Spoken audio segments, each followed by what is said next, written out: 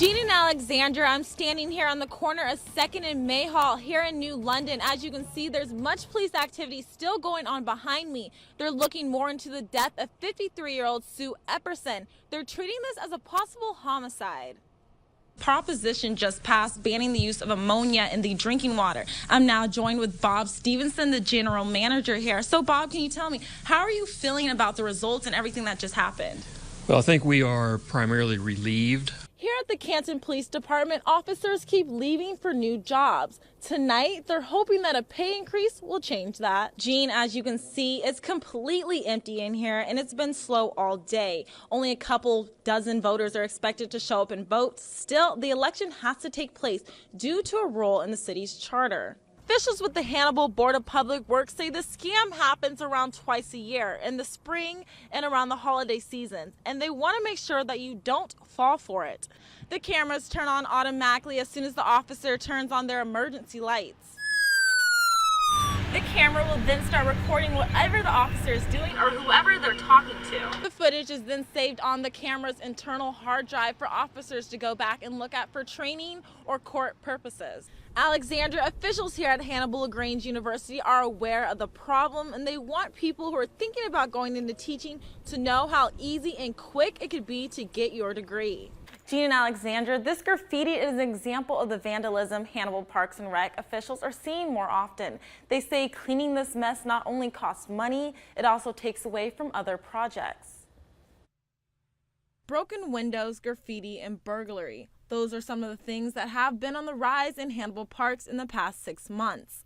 But officials with Parks and Rec say they're not going to put up with it. We're being very proactive about it, and we are pressing charges. We're able to find the culprits, and we are making sure that we're sending a message to vandals that we're not putting up with it. Officials with the Parks and Recreation Department say you can't be prepared for vandalism. It's always random. There's no rhyme or reason. It's kind of sporadic. You don't know, you can't predict when it's going to happen. 2 weeks ago, the Ramp Park was hit with graffiti, which took 2 days and 4 workers to clean it up. A few months ago, vandals broke windows at Clemens Field. When kids broke into the Admiral Kuntz Armory here last week, it took a day for the Parks Department to clean the mess up. That's a day that could have been used improving the parks.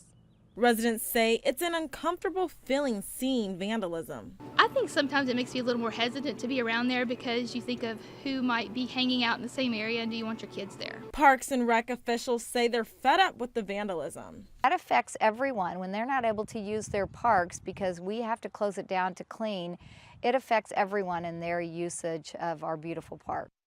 Hannibal police say depending on your age and the amount of damage, vandalism punishments could range from a fine up to jail time. Ashley Hart, WGEM News. It's not going to be as high as Officer Mitchell Barton patrols the streets of Canton, Missouri. He's in demand right now as the department battles turnover. Our latest departure has left us extremely shorthanded. Officers are working overtime. We will still answer all calls. There will be no calls not answered. We will handle all investigations. It's just, after a while, it just wears the guys out. Police Chief Ryan Crandall says he's down to just 3 officers right now. His goal is to have 5.